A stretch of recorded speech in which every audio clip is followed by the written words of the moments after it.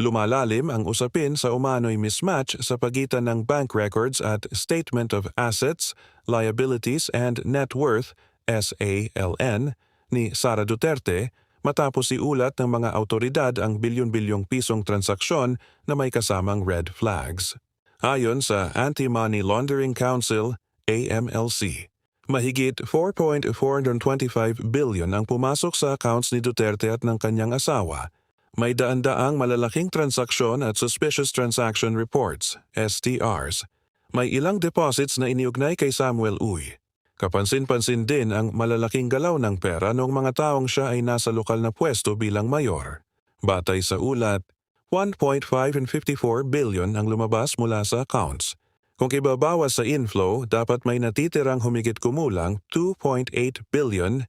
Ngunit, sa SLN mula 2019-2024, walang dineklarang cash or bank deposits.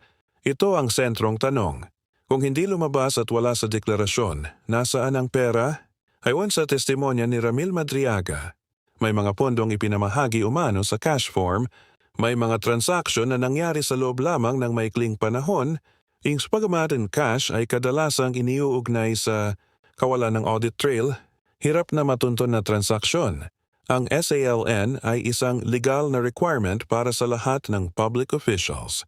Mandatory declaration ng assets at cash, instrumento laban sa corruption. Ang anumang discrepancy ay maaaring magdulot ng administrative liability.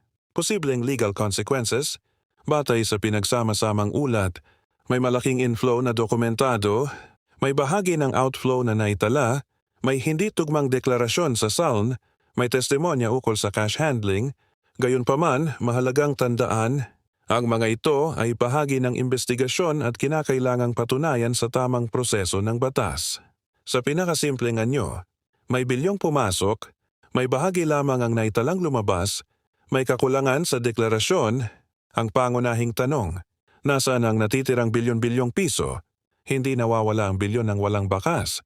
Kung may discrepancy, kailangan itong ipaliwanag.